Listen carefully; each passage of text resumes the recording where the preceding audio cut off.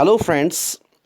आज का जो हमारा टॉपिक है, इस टॉपिक में हम याद करने की कोशिश करेंगे फंडामेंटल राइट्स को by a best trick. Means trick की मदद से हम फंडामेंटल राइट्स को याद करने की कोशिश करेंगे एंड उसके बाद हम सीखेंगे about the writs in case of violation of fundamental rights. Means कौन कौन सी रिट्स हम कर सकते हैं in case our fundamental rights are violated. But पहले स्टार्ट करने से पहले थोड़ा इंट्रोडक्शन दे दूं आपको फंडामेंटल राइट्स के बारे में। Fundamental rights, as you already know that they are mentioned in part third of our constitution. Part third में मेंशन है article number 12 to 35। Article number 12 to 35 है, जिसमें से 12 और 13 जो है दैट्स इंट्रोडक्शन। 12-13 इंट्रोडक्शन है। उसके बाद जो 33, 34 एंड 35 है, they are the conclusion. Means 12-13 introduction, 33, 34 and 35 that's conclusion. ठीक, तो बचा कितना? बचा 14 से लेके 32 तक। ठीक, उसमें से एक मीन्स 31 जो मैं अभी आपको बोलूंगा 31 के बारे में। पहले आपको याद रखना है कि फंडामेंटल राइट्स जो हमारे कॉन्स्टिट्यूशन के है वो हमने बारो किए हैं from the constitution of USA, United states of America. ठीक, टोटल फंडामेंटल राइट्स कितने हैं? टोटल एक्चुअली 7 थे। Means they were 7 in number. ठीक, एक को डिलीट किया गया है। मींस एक को डिलीट करो तो बचे कितने? 6। अब डिलीट किसको किया गया है? डिलीट किया गया है राइट टू प्रॉपर्टी को। राइट टू प्रॉपर्टी जो आर्टिकल नंबर 31 के तहत आता था। मींस 31 के तहत अंडर आर्टिकल 31 के तहत राइट टू प्रॉपर्टी आता था, उसको अब डिलीट कर दिया गया है। एंड राइट टू प्रॉपर्टी जो है वो अब बना है ए लीगल राइट। एक लीगल राइट बना है वो under article number 300A। 300A के तहत वो अब एक लीगल राइट है। ठीक, and it was deleted bye 44th amendment act of 1978। Hope आपको इतना याद रहा होगा। This is the basics of fundamental rights. इतना आपको याद रखना ही रखना होता है। उसके बाद let's come to the tricks. अगर आप देखोगे, इधर से मैंने आर्टिकल नंबर दे के रखा है, इधर से आर्टिकल दे के रखा है। मैंने पहले ही बोला 12-13 इंट्रोडक्शन है तो स्टार्ट 14 से होगा। 14 to 18 राइट टू इक्वालिटी। उसके बाद 19-22 राइट टू फ्रीडम। उसके बाद 23 to 24 right against exploitation. 25 to 28 right to freedom of religion. फिर 29 to 30 cultural and educational rights. फिर 32 राइट टू कॉन्स्टिट्यूशनल रेमेडीज। हमें पहले इसको याद रखने की कोशिश करनी है। मीन्स कोशिश करना है कि ये थोड़ा सा हमें याद रहे, इसमें थोड़े से कीवर्ड्स हमारे दिमाग में छप जाए। उसके बाद एक ट्रिक है। देखो, पहले ट्रिक दिखाने से पहले आपको मैं बता दूं कि ये आपको कैसे याद रहेगा। मींस आपको पता है 14 से 18 तक, 19 से 22 तक ये एग्जाम में भूल जाते हैं कि कहां से कहां तक है। ठीक, आपको याद है कि 12-13 इंट्रोडक्शन है, अभी 14 से स्टार्ट होता है। बट भाई मेरी याद कैसे रहे वो मसला है कि कितने आर्टिकल्स किस में छुपे हुए हैं। आप याद करोगे कि आप 44 लिखोगे बट बीच में थोड़ा सी गैप रखोगे। 44 लिखा आपने, इधर से 2 लिखा इसका, इधर से 2 लिखा इसका। ठीक, 44 लिखा, बीच में इसका एक 2 रखा, इधर से एक 2 रखा, इधर से 1 रखा, इधर से 5 रखा।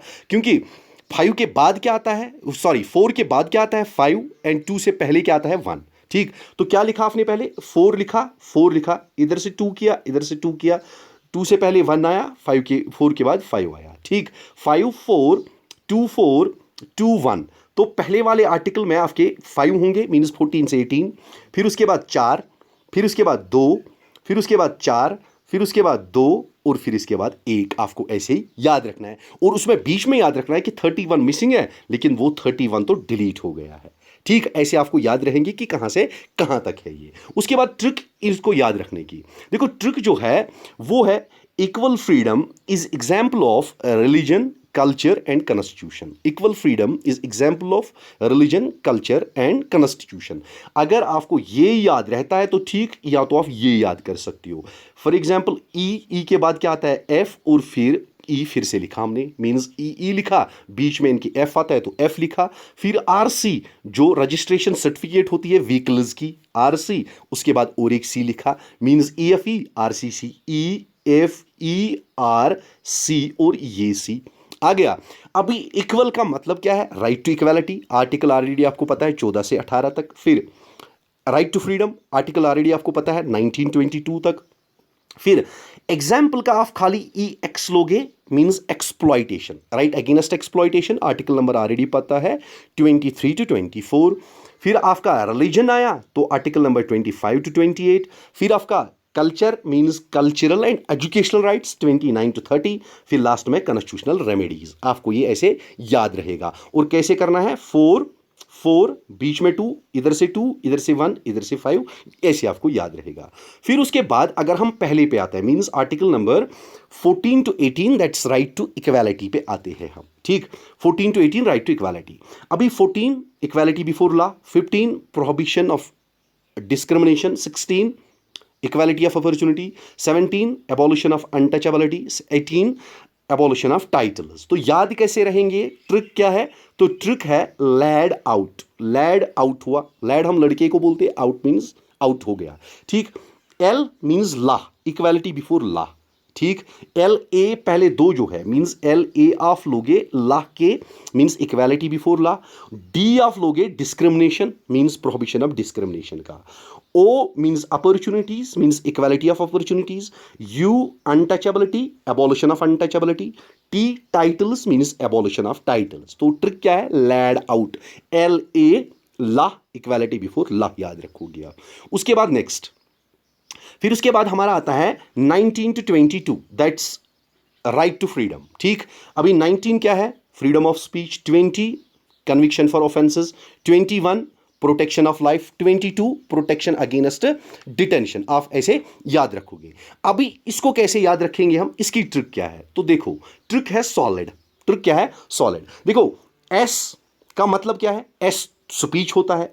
ओ क्या होता है? ऑफेंसेस।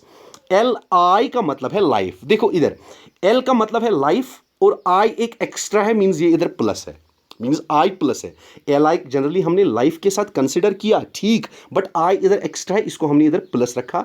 और डी क्या है? डी है detention and arrest, means S for freedom of speech, O offences conviction of offences, L protection of life, I extra इधर हमने प्लस रखा, और डी क्या है? डी डिटेंशन एंड अरेस्ट है। अब ये एल जो है मींस एल आई जो हमारा है लाइफ, ये आर्टिकल 21 बनता है, बट उधर हमने साइड में एक प्लस किया क्योंकि 1 जो था, आई जो इधर वर्ड था वो एक्स्ट्रा था, तो ये प्लस क्या है? ये प्लस हमने इसीलिए मेंशन किया है क्योंकि 21 ए आ गया उधर से। ठीक, जो फंडामेंटल राइट हमारा बन गया 21 ए, वो 86th अमेंडमेंट एक्ट 2002 ने ऐड किया था, मींस 86th अमेंडमेंट एक्ट 2002 ने वो ऐड किया था। क्या ऐड किया था? Right to education at elementary level, means free and compulsory education from the age group of 6 to 14 years। ठीक, 6 से 14 साल के दरमियान फ्री और कंपलसरी एजुकेशन, ये आपको याद रखना है। उधर आई एक्स्ट्रा था तो प्लस करोगे तो मींस आई एक्स्ट्रा है, तो आपको याद आएगा एल मींस लाइफ का 21 आर्टिकल है और आई जो है वो 21 ए बन गया एंड वो एलिमेंट्री एजुकेशन का बन गया। ठीक, उसके बाद नेक्स्ट फिर है 23 to 24 राइट अगेंस्ट एक्सप्लॉइटेशन। ठीक, पहला इसमें ट्रैफिकिंग एंड फोर्स्ड लेबर, फिर उसके बाद prohibition of employment of children in factories. तो याद इसको हम कैसे करेंगे? तो इसको याद करने के लिए फॉर प्री, ठीक, जनरली आईएएस के लिए हम एग्जामिनेशन पहले प्री के लिए तैयारी करते हैं, तो प्री फॉर प्री ऑफ याद रखोगे। एफ ओ आर फॉर का मतलब क्या है? For forced. ठीक, एफ ओ आर फोर्स्ड के पहले 3 अक्षर क्या आते हैं? F O R forced. ठीक है, फोर्स्ड, इसे आपको पता, इसे आपको याद आएगा कि फोर्स्ड है ये। ठीक है, उसके बाद प्री का क्या मतलब है? प्री का मतलब है पी आर का मतलब प्रोहिबिशन, ई का मतलब employment, means prohibition of employment. For forced labour से ज्वाइन करोगे, प्री का मतलब P R prohibition of employment. ठीक, मींस आर्टिकल नंबर 23 बन गया एफ ओ आर और ये बन गया 24 आपका आ गया ये। उसके बाद नेक्स्ट जो है article number 25 to 28 means freedom of religion, means इसमें सारे रिलीजन के रिलेटेड आर्टिकल्स आते हैं। Freedom of consciousness, practice and propagation of religion, management of religion affairs, payment of taxes, freedom to attend religion institutions. तो याद कैसे करेंगे? Trick क्या है इनके लिए? तो ट्रिक है कॉप मैटर। देखो कॉप जो हमारे हैं कॉप्स पुलिस वाले, उनको कॉप हम बोलते हैं। मैटर असल में स्पेलिंग दूसरी है, बट आपको इधर याद रखना है MATER मैटर, ठीक, कॉप मैटर। अभी कॉप का मतलब CO का मतलब क्या है, COP का मतलब क्या है, तीनों अक्षर जोड़ दो। COP का मतलब है consciousness and propagation of religion ही है, क्योंकि ये सारे आर्टिकल्स रिलीजन के रिलेटेड है, तो रिलीजन हर किसी के साथ आएगा। Means CO consciousness, P propagation, consciousness and propagation of religion. M तो मैनेज हुआ और हम रिलीजन के साथ डील कर रहे हैं, तो management of religion of years बन गया। A का मतलब है सॉरी MA आप लोगे, ये दो अक्षर MA मीन्स मनेज, इससे आपको याद रहेगा MA से ये मनेज है, तो मनेज रिलीजन अफेयर्स, ठीक, क्योंकि रिलीजन के साथ हम डील कर रहे हैं। जो लास्ट वाला R है वो आपको याद दिलाता है कि ये रिलीजन के रिलेटेड है, ठीक। MA management of religion affairs, फिर उसके बाद T जो आएगा वो टैक्सेस के रिलेटेड आएगा, ठीक है कि नहीं। फिर लास्ट में जो आएगा A वो है अटेंड। अटेंड क्या करना है, फिर से रिलीजियस इंस्टीट्यूशंस, क्योंकि लास्ट वाला जो R है वो आपको हमेशा याद दिला देगा कि the articles are related to the religion, ठीक। उसके बाद जो नेक्स्ट हमारा है वो है article number 29 to 30, that's cultural and educational rights. Article number 29 जो हमारा है वो है protection of language and script. Article number 30 right of minorities, ठीक। और आर्टिकल नंबर 32 उसी के साथ, that is right to constitutional remedies. अभी ट्रिक क्या याद रखनी है, LS माइक मीन्स लोकसभा की माइक, लोकसभा की माइक। LS का मतलब क्या है, language and script, means article number 29 बन गया, लैंग्वेज एंड स्क्रिप्ट। MI से आप लोगे माइनॉरिटीज का, मीन्स आर्टिकल नंबर 30 बन गया। 31 ऑलरेडी डिलीटेड है वो आपको पता है, एंड C से कॉन्स्टिट्यूशनल रेमेडीज हमारा बन गया, मीन्स आ गए सारी आर्टिकल्स की trick. Hope you understood it. इसको एक दो बार देख लो, रिपीट कर लो, याद खुद ही रहेगा। नाउ हमारा जो मेन टॉपिक है that is the writs in case our fundamental rights are violated. देखो मेरे दोस्तों, writs in case our fundamental rights are violated, ठीक। तो हमें याद रखना है पहले, जब भी हमारे देश में किसी व्यक्ति के फंडामेंटल राइट्स के साथ वायलेशन होती है, उस व्यक्ति को ये अधिकार है, मीन्स उस व्यक्ति को ये हक है, उस इंसान को ये हक है कि वो आर्टिकल नंबर 32 के तहत, article number 32 means right of constitutional remedies, ठीक। राइट ऑफ कॉन्स्टिट्यूशनल रेमेडीज को डॉक्टर भीमराव अंबेडकर साहब ने सोल ऑफ कॉन्स्टिट्यूशन कहा है। अब सोल ऑफ कॉन्स्टिट्यूशन क्यों कहा है, इसीलिए कहा है क्योंकि जनरली अगर किसी व्यक्ति के फंडामेंटल राइट्स के साथ छेड़छाड़ की जाती है तो वो आर्टिकल नंबर 32 के तहत supreme court of India move कर सकता है और वो कह सकता है उधर कि मेरे फंडामेंटल राइट्स की वायलेशन हुई है, तो सुप्रीम कोर्ट उधर से रिट्स जारी कर सकता है। रिट्स एक किस्म की नोटिस हो सकती है, वो जारी कर सकता है अंडर आर्टिकल नंबर 139। तो हमें याद रखना है कि सुप्रीम कोर्ट जो है, in case our fundamental rights are violated, then Supreme Court जो है वो इशू करता है writ under article number 139। And और एक चीज हमें याद रखनी है कि हाई कोर्ट जो है वो रिट इशू करती है in case our fundamental rights are violated under article number 226, ठीक। 226 के अंडर वो रिट्स इशू करती है, ये हमें याद रखना है, ठीक। अभी रिट्स कितनी किस्म की है मैंने लिख के रखा है इधर से। पहली वाली जो है वो है हेबियस कॉर्पस, दूसरी वाली मैंडामस। पहले हम हेबियस कॉर्पस क्या होती है इसके बारे में सीखेंगे, इसके बारे में पढ़ेंगे। देखो हैबियस कॉर्पस जनरली एग्जाम में आता है कि हैबियस कॉर्पस का मीनिंग क्या है। हैबियस कॉर्पस का मीनिंग है you may have the body, you may have the body. अभी you may have the body से क्या मतलब है, फॉर एग्जाम्पल जनरली आजकल आप देखते हो, आजकल के दौर में there are an number of illegal detentions. Illegal detention होती है किसी भी पर्सन की, किसी भी पर्सन को इलीगल डिटेन किया पुलिस ने, बिना किसी क्राइम के, बिना किसी अपराध के डिटेन कर दिया, तो उस मामले में हेबियस कॉर्पस नोटिस जारी किया जा सकता है that you have the body. For example किसी व्यक्ति को डिटेन किया गया इलीगली, अब उसके घर वाले जो है वो पुलिस के चक्कर काट रहे हैं, पुलिस वाले बोल रहे हैं हमारे पास है नहीं, तो उसके घर वाले जो है वो सुप्रीम कोर्ट जा सकते हैं और सुप्रीम कोर्ट इस केस में हेबियस कॉर्पस की नोटिस पुलिस को जारी कर सकता है कि you may have the body. Body का मतलब पर्सन, कि आपके पास पर्सन है, ठीक। दूसरा आता है मैंडामस। अब मैंडामस क्या है, मैंडामस का मतलब है परम आदेश। परम आदेश मीन्स टू गिव कमांड, हुक्म देना, ठीक।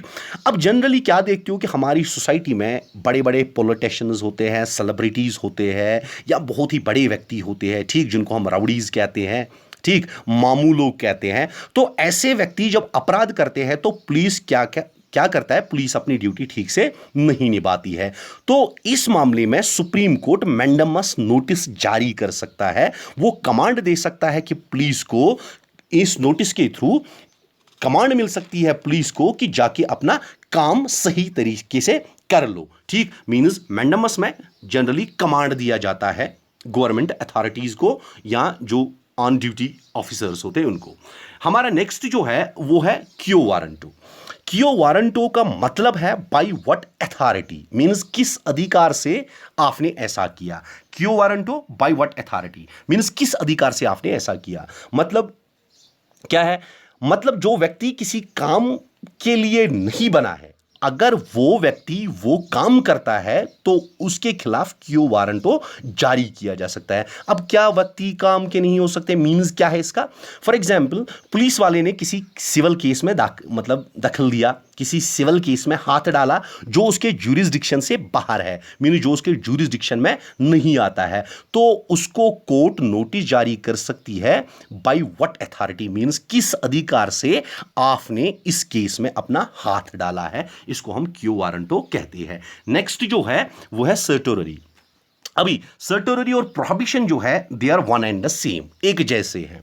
फॉर एग्जाम्पल, कई बार किसी अपराध या क्राइम में किसी इलाके का बाई या कुछ लोग ऐसे होते हैं जो उस इलाके के बहुत फेवरेट होते हैं, जो इस इलाके के बाई होते हैं या उस इलाके में बहुत मशहूर होते हैं, वो शामिल होते हैं, जिनको हम रॉबिन हुड के नाम से भी जानते हैं। रॉबिन हुड भी कहते हैं उनको। जब ये लोग अपराध करते हैं तो उस मामले में जो लोकल कोर्ट्स होते हैं वहां पर जस्टिस का पालन नहीं हो पाता है। मींस लोकल कोर्ट्स जो होते हैं वो जस्टिस नहीं कर पाते हैं, क्योंकि ना ही उनके खिलाफ कोई वकील केस लड़ने के लिए तैयार होता है, ना ही कोई गवाह होता है, तो इसीलिए जो जस्टिस है वो हो नहीं पाता। तो ऐसे मामले में क्या होता है, ऐसे मामले में सर्टररी होता है, सर्टररी नोटिस जारी किया जाता है। सर्टररी नोटिस क्या जारी किया जाता है, मींस सर्टररी नोटिस का मतलब होता है जब केस ट्रांसफर होता है from lower court to higher court. Means certiorari में केस लोअर कोर्ट से हायर कोर्ट जाता है, बट आफ्टर द जजमेंट। जब जस्टिस नहीं हो पाता है, इन केस जस्टिस नहीं होता है, तो सर्टररी से लोअर कोर्ट से हायर कोर्ट केस ट्रांसफर होता है, बट आफ्टर द जजमेंट के बाद। और प्रोहिबिशन में फिर से लोअर कोर्ट से हायर कोर्ट केस जाता है, बट बिफोर द जजमेंट, इधर बिफोर द जजमेंट एंड इधर आफ्टर द जजमेंट होने के बाद, इधर जजमेंट से पहले ही केस ट्रांसफर होता है। Hope you understood this topic, hope अच्छे से समझ आ गया होगा, इसमें कोई प्रॉब्लम नहीं रही होगी आपको, आर्टिकल्स भी अच्छे से याद रहे होंगे, कोई भी प्रॉब्लम नहीं होगी आपको। And at the last, I will say you to subscribe our YouTube channel for the amazing and the best study material. Thank you and wish you a very happy life ahead.